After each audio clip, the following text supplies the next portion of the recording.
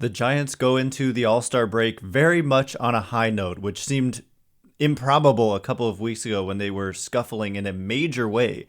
They end up taking 3 out of 4 from the Brewers. Mike Yastrzemski, walk-off grand slam against Josh Hader on Friday, probably the moment of the year. So we'll talk about that and much more next.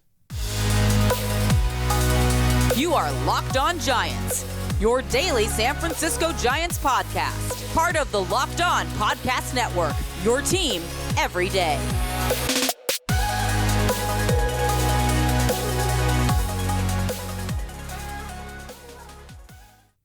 Hello and welcome to Locked On Giants, part of the Locked On Podcast Network, where it's your team every day.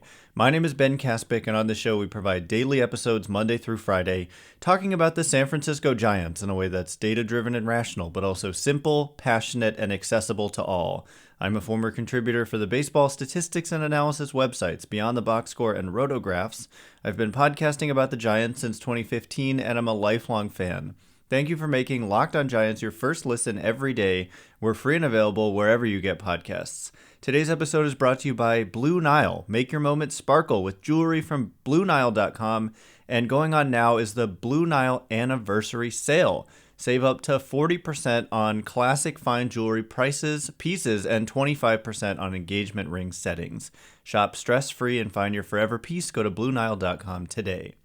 And coming up on today's show, the Giants had a much needed 3 out of 4 series win against the Brewers over the weekend, including what was probably the highlight of the season, this game on Friday when the Giants came back from the dead. They really looked like they were in a bad way and that they were going to lose that game, lose the first 2 games of the series. It would have put them, I think, just one game over 500 with a loss on Friday, and they trailed 5-2 going into the bottom of the 9th inning. And Josh Hader on the mound. And Josh Hader is one of the best relievers in Major League Baseball. And for me, this inning was kind of the moment of the year. And it very well could be the moment that turns their season around. They score 6 runs, 3 home runs against Hader. It's the most runs Hader has ever allowed in an outing.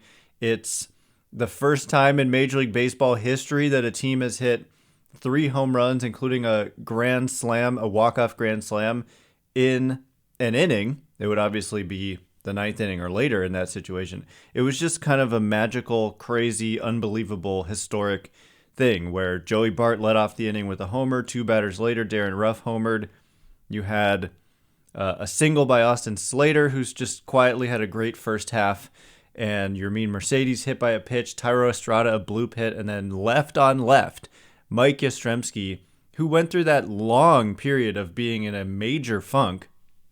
That's kind of a theme that stands out for me from this first half of the year for the Giants, is that you had some stretches with individual players and with the team at large where it looked one way or the other. Giants had some winning streaks, they had some losing streaks, and they also had this extended streak that wasn't necessarily a streak of consecutive losses, but just a couple, 2-3 weeks where they were just really bad. But they came out of it. The individual players came out of it. Like Darren Ruff was so bad to start the year. Then he was better. Then he kind of struggled again. But then lately he's been hitting clutch key homers for the Giants. And then Mike Yastrzemski, so good early on and then so bad. And then he comes out of it and delivers this magical moment, the walk-off grand slam on Friday. And so all in all, it's hard for me to be too disappointed about the first half for the Giants, even though we have to keep in mind that it obviously wasn't pretty and they have some issues. And the trade deadline, presents an opportunity for you to go out there and potentially upgrade your team. And the trade deadline is 2 weeks away from tomorrow, Tuesday. And there's no games until Thursday. So we don't have that many games left until the trade deadline. And the Giants are 48-43. They have a plus 51 run differential, which has an expected record of 51-40. And so I've continued to say that this is a team that has underperformed, as opposed to, there are teams out there every year, this year no exception, who overperform. And you look at, the run differential and other factors and say, well, they probably don't deserve that record, and moving forward, we probably expect them to get worse. Well, the Giants are on the opposite end of that spectrum. To me, they're a team that when you look at some of the big picture numbers, what's crazy, like a lot of people think of this team as a team that struggles to score runs, but they ended up scoring, I think their runs per game was the third most in all of baseball, the third highest. And I get it was uneven, and at times it wasn't consistent. But yeah, 4.8 runs per game is third most in Major League Baseball in the first half of the season, behind only the Yankees and Dodgers, and ahead of the Braves, ahead of the Mets, ahead of the Phillies, Red Sox. So coming up tomorrow, we are actually going to dive into some numbers and not just runs per game, but all the numbers really to look at the first half of baseball that was. But yeah, like I said, the Giants are third in runs per game. It wasn't even. I'm not going to pretend they actually scored 4.8 runs every single game. They were inconsistent, and they had a lot of high-scoring games, and they also had a lot of very low-scoring games. Ideally, it's a little more even, but it just wasn't. But at the end of the day, the runs are the runs, and I think that when all is said and done, you're probably going to get to around your average on average. And also from a pitching standpoint, which we'll talk about more tomorrow, there's some really positive signs there. And so it always has come back to the defense for me, that the run prevention issues that they've had at times have been linked to the defense. But in the last week or so, the defense has been good enough and better enough that they've made up for it, and they've gone on a nice little stretch here. I think they've won 5 out of 6 and also 7 out of 9. So that's the thing is, and we said it at the time, you can be all doom and gloom, but baseball is just a long run game. And so it just because you look bad for a couple weeks doesn't necessarily mean that is going to continue. And likewise, just because they've played well for the last week doesn't mean that is going to continue. So you take it all together and you look at the overall position the Giants are in. And at 48 and 43, they're 12 and a half games back in the National League West. And so, look, it's not over, but Fangraphs has the Giants' odds of winning the National League West at 1%, 1 in 100. And overall, however, they have the Giants' odds of making the postseason at 52.5%, which was down to the low 30s just a few days ago. And so that's the thing. I was saying it's very fluid right now. And so if the Giants had kept losing, they would have fallen behind because the teams ahead of them have been winning, but so have the Giants. And so they've put themselves in a much better position. And so obviously, if you have a 1% chance at the division, according to Fangraphs, that means you're about 50% at the wild card. And so I get it. You want to root against the Dodgers, but and you want to win the division ideally. The thing is, there's no guarantee that winning the division is that much better than making the wild card at this point, because you have to have one of the best 2 records as a division winner in the National League to get a bye in the new best of 3 first round of the playoffs. So even if you win the division, you're not guaranteed that you won't have to play that best of 3 series. So it almost isn't as important. It's not as important as it used to be to win the division unless you have one of the best 2 records. Then it's vitally important because you get to skip a whole round of the playoffs. But as it is, the Giants are half a game back in the wild card race, and they're only 2.5 back of San Diego. San Diego has fallen on hard times. Their run differential is 20 runs worse than the Giants. And so there are some red flags with the San Diego Padres. And so I like the Giants moving forward as much as any of these teams in the mix. The Braves have kind of separated themselves, but the Giants and the Padres and the Phillies and the Cardinals are all firmly in the mix. And it's looking like, unless they just completely collapse out of the gates, which is not out of the question, they start in LA with a 4-game series to open the second half of the season. But it looks like they're going to be a team that's trying to add at the deadline as opposed to trying to subtract. And the last 2 series wins at home, one of them a 4-game series, had everything to do with that. Their schedule before the trade deadline is 4 at LA, 3 at Arizona, 4 at home against the Cubs, and then 1 at home against the Dodgers before the deadline on August 2nd, I believe. So you got some Dodgers in there, but also the Cubs and Diamondbacks are below 500 teams you should be able to beat. So it does look like the Giants will be a team looking to add. And so we'll obviously cover that as it gets closer. But speaking of trades, there was major news this week or weekend about Juan Soto. It appears that he is actually available, which we were told earlier was not the case. So we'll get to that in just a second. But first, whether you're ready to pop the question or you're celebrating a milestone moment, find jewelry as unique as her with the modern convenience of online shopping at BlueNile.com. Blue Nile has simple online tools to let you choose the diamond's shape, size, and clarity, as well as setting style. Blue Nile's bench jewelers will then handcraft her perfect engagement ring. Each ring is one of a kind. So make your moment sparkle with jewelry from BlueNile.com, and going on now is the Blue Nile Anniversary Sale. Save up to 40% on classic fine jewelry pieces and 25% on engagement ring settings. Plus, every order is insured, ships free, and arrives in discreet packaging that won't give away what's inside. Shop stress-free and find your forever piece. Go to BlueNile.com today.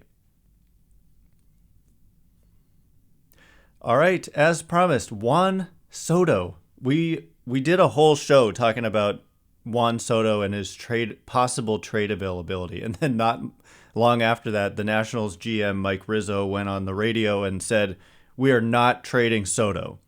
Period. Something like that. It was just like no doubt was in his mind they were not going to trade Juan Soto. And so it kind of rendered that whole topic irrelevant. And there's a whole story to this. Like, it has everything to do with his contract status and how close he is to free agency. But major twist in that story, as he reportedly turned down a 15-year, $440 million offer by the Nationals. And because of that, they have now said, or sources have told reporters, that the Nationals are going to entertain trade offers for Juan Soto this trade deadline. So are the Giants a possible factor here? We'll talk about that in just a second. Which NFL stars, though, moved the betting line the most? Starting July 18th, that's today, Locked On gives you the 50 most valuable players in the NFL from the odds makers at BetOnline. Available July 18th on Locked On NFL, wherever you get your podcasts, and on YouTube. So yeah, getting back to baseball for a second, or for the rest of the show, we're going to talk about Juan Soto and his availability and why this is happening now. So the kind of what you need to know is that Juan Soto is one of the best players in baseball. He's arguably the best hitter in baseball when you just look. I mean, and my goodness, he's 23 years old. He'll turn 24 in October, but he's put up a career 155 weighted runs created plus at the age of now 23, and he's played 555 games in the major leagues. And so that's the thing. When you're 23, you kind of project improvement until peak at like 28, 29. And so when it's just generational hitting talent, there are some red flags defensively. This year he's been one of the worst defenders in the game by some metrics, which is a concern when you look at what you would need to give up to get him. But the reason he is available is because essentially that the Nationals are really bad. They have the worst record in Major League Baseball, I believe, at 31-63, and their run differential is also the worst at minus 149 runs. So they're bad, and they've tried to extend him, and they've been unsuccessful. So the report, 14 years, $440 million, which comes out to, I think I must have that wrong. Oh, 15 years, right? 15 years. I hope I said that right the first time.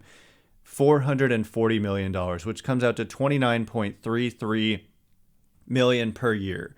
So the thing is, like, what you have to know is that he is a couple of years and a half away from free agency. He is not going to be a free agent until after the 2024 season. So he's under club control for the rest of this year, all of 2023, and all of 2024 through the arbitration process. This year is his first arbitration year. He's making $17.1 million. So the closer he gets to free, if you're a bad team, you can't afford to just not extend him and also just let him reach free agency and then leave when he's such a valuable player when your team is bad, so he's not helping you win right now. And if you can't keep him long term, you might as well get something for him in exchange. However, my opinion is that that doesn't mean he needs to be dealt this trade deadline. They can absolutely afford to hold on to him and try to deal him in the winter, or even try to deal him at next year's trade deadline. Anything past that, and you get into the territory where there's not enough club control, that it's really going to diminish your return if you're the Nationals. And so right now, it's almost like there's too much value. And so I think it's going to be hard for the Nationals to get fair value in return, because they're going to justifiably want, people talk about prospects. I don't think that this is a deal that can just be centered around prospects unless you're legitimately trading them like guys who are right on the cusp of the major leagues and top 10 players and multiple players who are in that category. So if you're just talking about Marco Luciano, Kyle Harrison, Luis Matos, I don't think that really comes all that close even to getting it done. I could be wrong about that, but given that there's 2.5 years of control, you can't just compare this to Mookie Betts. Totally different situation. He was only under club control for 1 more year when he was dealt.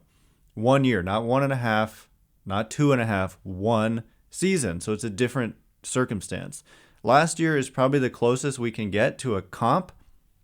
I mean, it's not the closest we can get, but it's an interesting comp, because the very same Washington Nationals traded Trey Turner, kind of comparable in a way in that he's a star player, accumulates more of his value from defense and base running and hitting, as opposed to Soto. That's the hitting is so great, but you're not really he's not known for his defense and base running. It's more the hitting exclusively.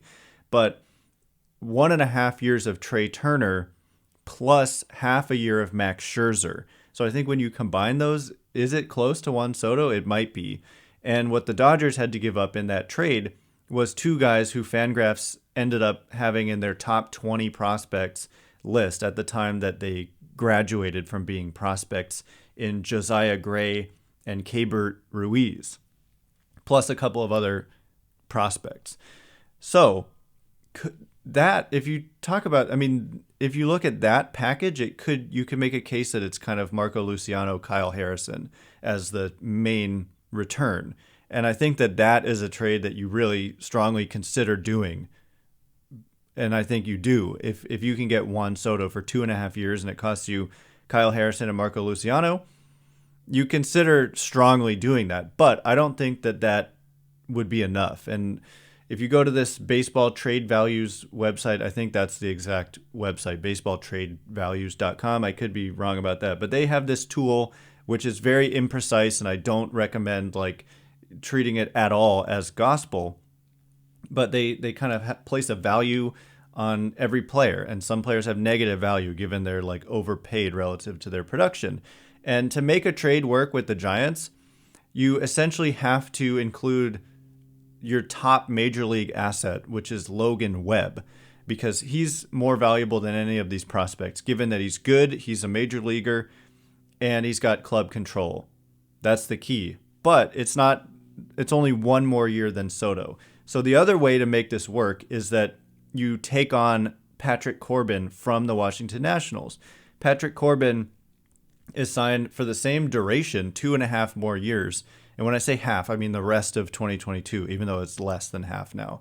But the rest of this year plus 2 more years at an average of close to $28 million over the next 3 years, which is just completely underwater. He's worth basically nothing at this point. I don't know that any team would even... The last I checked, I mean, he's just having a miserable season. Yeah, he's not worth anything at this point. So it's completely underwater. So if you take on the entirety of that contract, or even some of it, plus Juan Soto, then the cost is going to be less. And so maybe you take on Corbin, but then you also get Soto in addition to Corbin. You give up some really good prospects, but it's not Logan Webb, Kyle Harrison, Marco Luciano, Luis Matos, Vaughn Brown. You're not giving up everybody and then some. So it is possible, but that's what I'm saying. I'm not sure that that makes sense for the Nationals, like they are going to want that big package, but I'm just not sure they're going to be able to get it. And then, I mean, it might make sense to be able to clear Patrick Corbin. It would free up money that they can spend building the team back into being a contender. So basically the big takeaway for me as it pertains to the Giants is that I think it's unlikely that Soto gets dealt by this trade deadline. It is certainly not impossible, but there's really no must trade kind of mindset from the Nationals at this point. And even in the offseason, there will be no kind of must trade mindset. I think by next year's deadline, must trade Juan Soto. But they have this deadline, they have the offseason, and they have next deadline potentially to try to get the best possible package. They're going to justifiably want an arm and a leg from every single team, and I just doubt whether teams are going to be willing to give what the Nationals are going to justifiably want at this point. But if he is dealt, I think the Giants are a factor, and as much as almost any other team, they're a team to watch in this conversation. The thing about it is that you kind of have to extend him, and he's not willing to take 15 years, $440 million. So some will say that's only $29 million a year, which is, Scherzer gets $43 million a year. It makes a huge difference that it's 15 years versus 3 for Scherzer. More years equals the average annual value goes down. And so I think this is a pretty reasonable deal, especially given the next 2 years are arbitration years. So this is only buying out 13 free agent years, and the arbitration years cost less. And so the average annual value of the free agent years is more than this $29 million.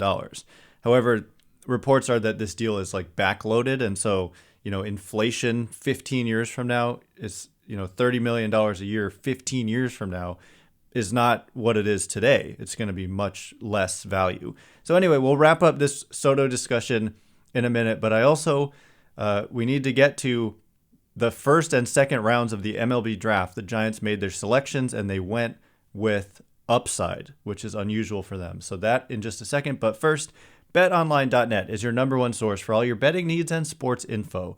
Find all the latest sports developments, league reviews, and news, including everything Major League Baseball. I believe you can check out like home run derby action, all-star game action. So BetOnline is your continued source for all your sporting wagering information, including live betting, esports, and scores. And betonline.net remains the best spot for all your sports scores, podcasts, and news this season. BetOnline.net is the fastest and the easiest way to check in on all your favorite sports and events, including MMA, boxing, and golf. Head to the website today or use your mobile device to learn more about the trends in action. BetOnline, where the game starts. All right, here we go. We're going to wrap up the Juan Soto conversation and also talk about the 2022 Major League Baseball first-year player draft. The Giants made their first and second round picks last night, and they kind of surprised some people. They really surprised some people by making some major upside plays, which has not really been what they've done with their first couple of picks in recent years. But just to wrap up that conversation on Soto, I hope that made sense, right? So he's arbitration eligible for the next 2 years. And naturally, arbitration contracts are less valuable than free agent. You're going to earn less in an arbitration year than you would on the open market. It kind of gradually gets closer to that open market value. So he's making $17 million this year, which is much less than his open market value would be on a 1-year deal, certainly. So I think that this is a reasonable offer, 15 years, $440 million. And it's to look at just the $29 million AAV is a little bit misleading. The thing is inflation. Like when you factor in, like I said, 10 to 15 years from now, the value is going to be much less. But just like Bryce Harper got 13 years, $330 million, over $100 million less total money. And Bryce Harper is kind of a comparable talent. Granted, Harper was 26 at the time that he got that deal, and Soto, but it was a 13-year deal starting with his free agent years, and this is a 15-year deal that buys out 2 arbitration years. So it's actually the same. It's 13 free agent years. And Harper's AAV is like $24 million. So I actually think this is kind of a reasonable offer by the Nationals. And if you're the Giants and you give up all of this talent, you take on Patrick Corbin, you have to be able to keep the guy long term. You don't just want to do that and then let him walk after a couple of years if you acquire him. But what would it take to acquire him? I don't think the Nationals are like lowballing him here with a 15-year, $440 million offer. And so that might make teams pessimistic and just might be yet another reason it's going to be hard for a deal to come to fruition. So I think ultimately it's unlikely that he even gets dealt at all this deadline, but it certainly could happen. And then I think, of course, the Giants may be in the mix, but there's no favorite here. And it's just going to take what it's going to take to get a deal done. But do the Giants have the pieces? Yeah, probably. But it would really, really gut their farm system and might cost them players who are good off the Major League roster. So yeah. Anyway, getting to the Major League Baseball draft, the first-year player draft, Giants had their first and second round picks. And with their first pick, they took a two-way player, Reggie Crawford, out of UConn. He is a left-handed pitcher, 6'4", 235, who has been known to throw upper 90s and even touch triple digits with his fastball. He's got a good slider as well, but he had Tommy John surgery and has pitched a total of like 8 innings in his college career. And so he also hits, though. When he's not been pitching, he's been hitting, and he has hit well for UConn. But I think that people consider the pitching to be far ahead of the hitting, but the Giants are going to let him do both. So Senior Director of Amateur Scouting Michael Holmes said, "We think he's an exceptional talent. He's got the ability to develop as a hitter and as a pitcher. We saw a lot of him in high school and then at UConn, and then obviously with Team USA last summer. I think we thought it was an opportunity to take advantage of picking at the back of the first round, but getting a top first round talent. I think if the season would have played out with him being on the field and not being injured, he would have gotten out and proven that and the draft would have shown so. So they think if he was healthy, he's a guy who would have gone much higher, is essentially what he's saying. And so, yeah, Reggie Crawford joins the Giants organization. He has an uncle who lives in San Francisco. He says he's really happy that the Giants are going to let him try hitting in addition to pitching. And yeah, so the reports on him are that he's a great kid and has like unbelievable makeup, which is what we call kind of personality and character. And he's going to hit and pitch for the San Francisco Giants organization. And so it's an exciting pick. It's an upside play. And I mean, the upper 90s fastball from the left side is super intriguing. So with their second round pick, the Giants took Carson Whisenhunt out of East Carolina. And Whisenhunt, 21 years old, had to sit out his junior season after receiving a year-long suspension from the NCAA for testing positive for a performance-enhancing drug that he claims he bought from a national nutrition store online. So Michael Holmes said, he's another guy we obviously like on the mound quite a bit. He's a big, tall left-hander. We think he's got an arsenal to attack both righties and lefties. He's got the ability to soften the baseball. He can change directions with his breaking ball, and he's got an effective fastball that he can command. A starter's mix for Carson. So anyway, that is all the time we have for today. Coming up tomorrow, we're going to do, like I said, our kind of first half in review, looking at it from a numbers perspective, talk about individual players, who was their first half MVP, Cy Young, and all of that. Thank you for making Locked On Giants your first listen every day. Now make your second listen Locked On MLB Prospects. Host Lindsey Crosby is a prospect encyclopedia, and he's going deep on the MLB stars of tomorrow. It's free and available wherever you get podcasts. Once again, my name is Ben Kaspick. Check me out on Twitter at Ben Kaspick, Kaspick. If you like this show, please consider rating it or leaving a review. It helps me out a lot, so thank you in advance, and thank you to everyone who's done so already.